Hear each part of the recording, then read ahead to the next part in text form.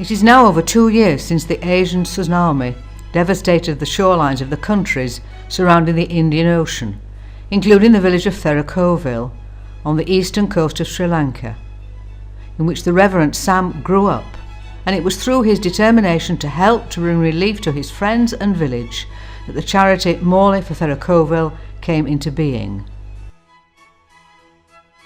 Morley for Thirukkovil, or MFT, began in Morley on the 15th of January 2005 and now attracts support from many areas of the UK, including the southwest region of England, where Sam is now minister. This brief film seeks firstly to remind our supporters of the extent of destruction and the needs rising out of those horrific moments of the 26th of December 2004. It then shows how the generous support of many individuals, schools, churches and organisations has brought both immediate and long-term benefits to the village. And finally, to address the question, what of the future? We begin by reminding ourselves of the destruction. Here is Sam standing amongst the ruins of his family home.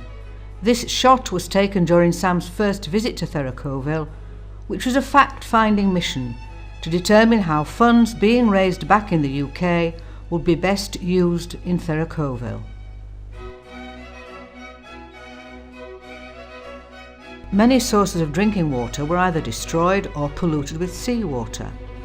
This well adjacent to Sam's home is beyond recovery, yet it served as a focal point for a simple service of communion, with coconut milk for wine, but confirming a faith out of a scene of utter destruction.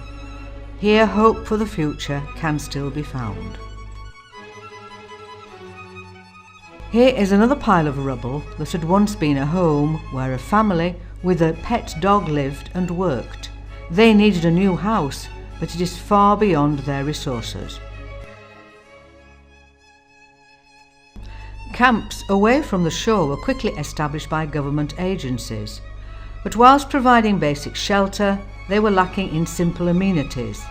Sam dug latrines, constructed toilet tents, searched out cooking utensils, and delivered via MFT clothing and medical supplies. With the majority of wells polluted, fresh water was an immediate problem.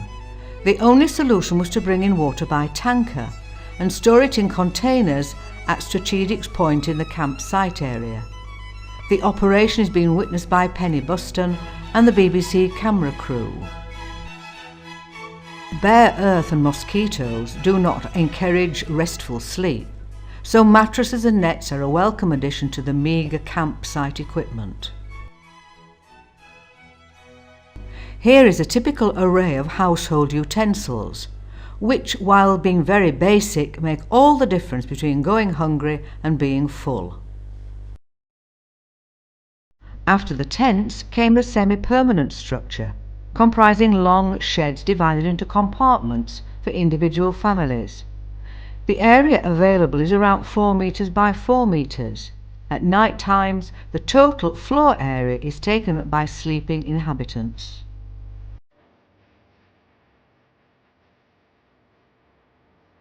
With immediate needs met, it became apparent that an operational base was needed to direct the long-term objectives and help to get people back to normal life. An area of land was purchased, and this was to be the base of the development of the MFT Community Centre.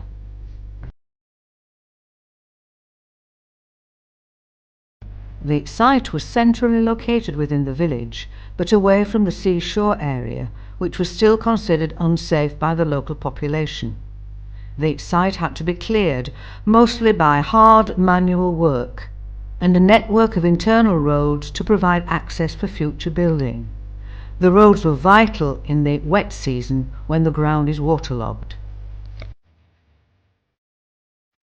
The main building on the site would take the form of a community hall, providing cooking and eating facilities, several rooms for instruction on a variety of skills and crafts, and an area for after-school activities. The provision of simple but nutritional meals for the most vulnerable section of the community was seen as one of the primary objectives. During the time of building construction, machines were only occasionally available, and much of the digging, concrete mixing and lifting had to be done by hand. Here is the tractor used on the site from time to time when available.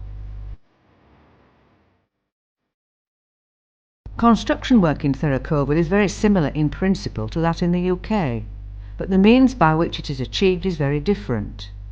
The concrete for these foundations is all hand mixed.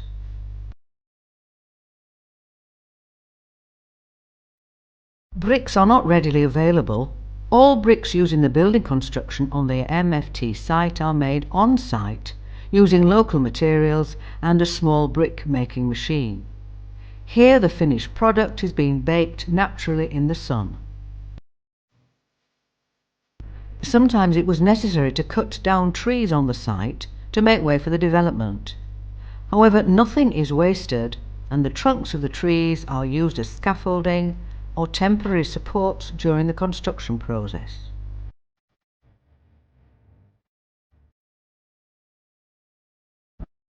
Sewing classes for young women were established in the early days of the MFT involvement, thanks to the skills of Sam's wife Hilda.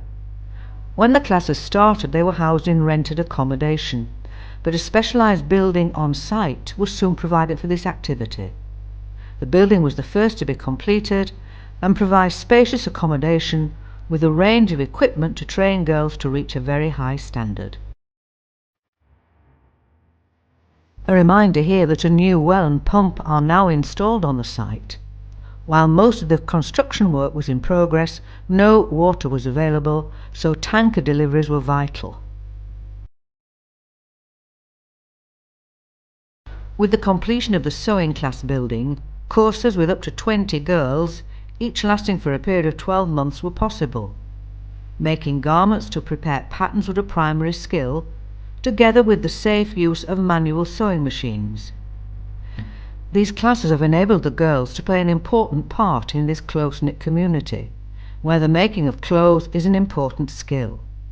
Ready-made clothes are not easily to come by in remote areas like this, and learning a new skill has played an important part in the recovery process, as many of the girls had suffered great losses in the tragedy.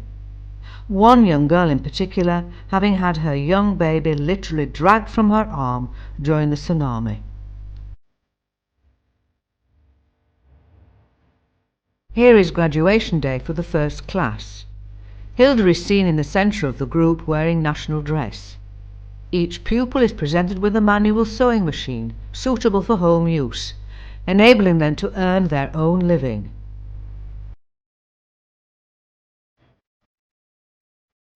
When tragedy strikes, many normal activities are pushed aside. These include education and the recreation of the very young. MFT Chairman Thirukkovil visits a local school, which fortunately escaped the effects of the tsunami, and finds out for himself some of the traumatic effects the experience has had on young minds. Enabling children to play again, albeit on equipment they'd never seen before, is a wonderful way of helping them on the road back to a normal life.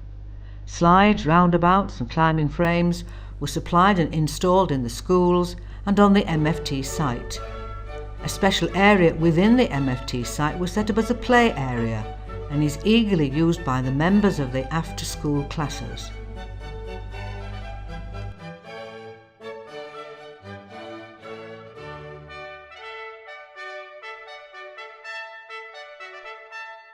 Expressions on the face of children can tell us a great deal about their lives and state of mind. Thankfully, those impressions have considerably changed during the 3 years of MFT involvement in Thirukkovil.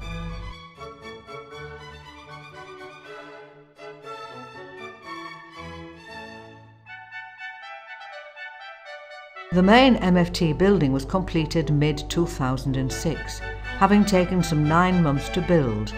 3 months when very little work was done because of the monsoon season.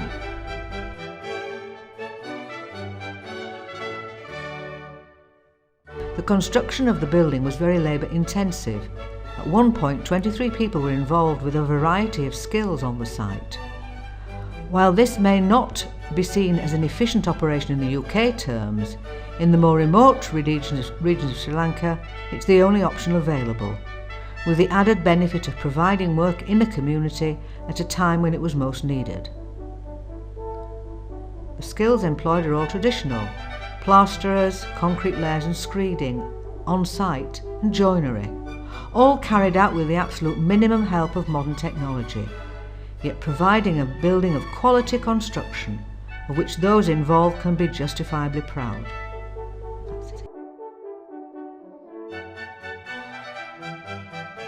Whilst there is a strong Methodist influence in Thirukkovil, there are also other religious groups.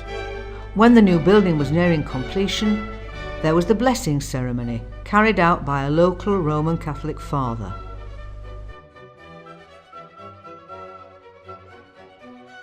The main road of the village passes the MFT site. The large board and the white building impressed the passer-by. The completed building is now fully used. This is a considerable achievement, and this completion marks the beginning of all the activities based there.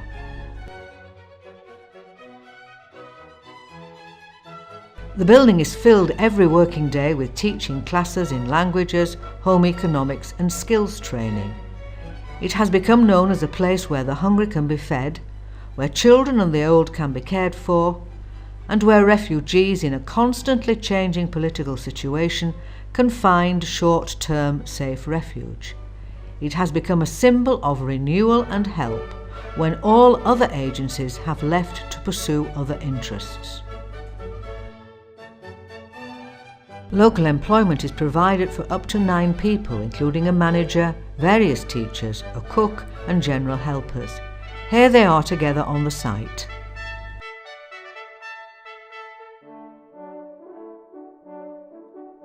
One of the greatest needs in the village after the basics had been met was a supply of fresh bread. The only source was 8 miles away and with very limited means of transportation. With the help of a dedicated donations, it was decided to build a bakery and a retail shop as part of the MFT site network. This work is now completed. The building to house the bakery, ovens and mixers was located adjacent to the sewing class building. The bakery had a double-fronted glass window, creating a shop facing onto the main road. These 2 photographs show the foundations of the shop being laid, with the cornerstones set to ensure it is level with the road. The shell of the shop is constructed in a traditional blockwork and brick, so work quickly progressed in a dry season. When it is finished, the shop will sell fresh bread on one side, the other side made available for the sale of other products such as vegetables, fruit and also garments made by the sewing students.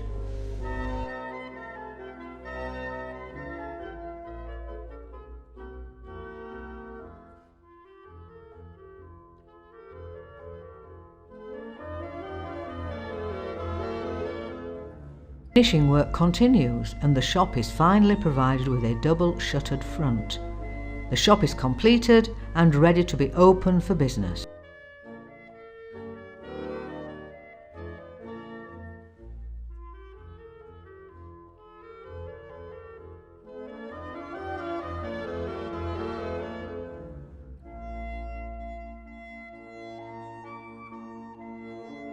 Two young girls from the Bristol area, where Sam is now minister, accompanied him and Hilda on a recent visit, and during their stay in Thirukkovil were able to provide a valuable contribution to the bakery during the first few days of opening. The first day produced 80 loaves, which rapidly grew to around 140 loaves by the third day.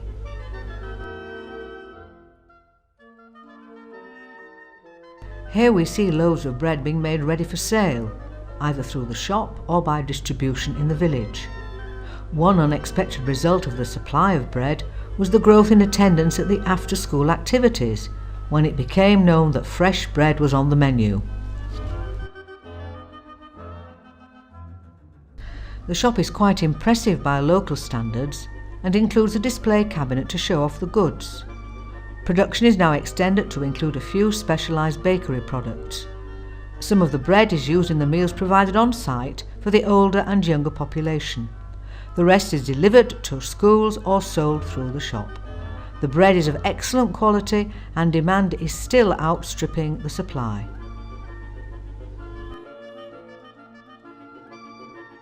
Besides being a place which can be easily visited for purchasers, the shop also acts as a focal point for the site.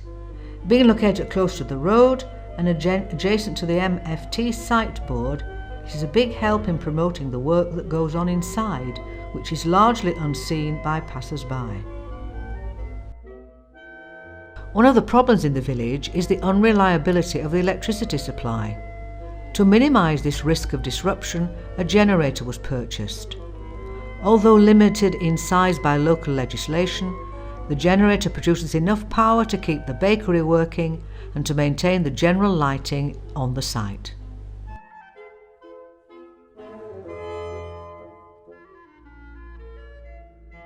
For future developments in both buildings and agriculture, a higher degree of mechanisation is required. A tractor with both trailer and plough attachments will enable the cultivation of the site to be extended and ease at least some of the burden of the necessary work in building. This equipment can also be hired out to local enterprises. The tractor seen here is a reconditioned Massey Ferguson unit, purchased in Dorset and shipped out together with a plough to Sri Lanka. Trailers are less of a problem and can be obtained locally and subject to some ingenuity in constructing the bodywork.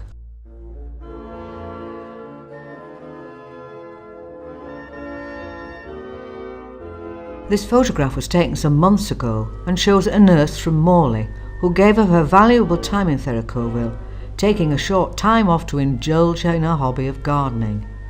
The photograph also illustrates the possibility that the site offers to produce fresh fruit and vegetables. Like all crop production, good husbandry is essential, particularly in a climate as hot as Thirukkovil, as frequent watering is necessary.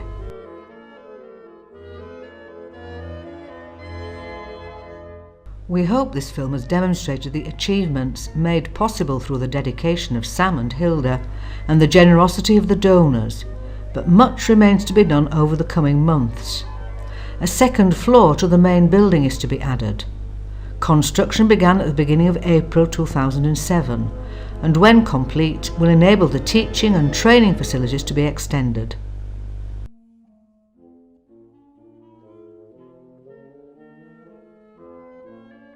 Some people still live in either tents or in makeshift buildings, offering only limited shelter and privacy. Work has begun in the construction of 6 houses, which may house between 15 and 18 families within the village. These will be made available to the most vulnerable families.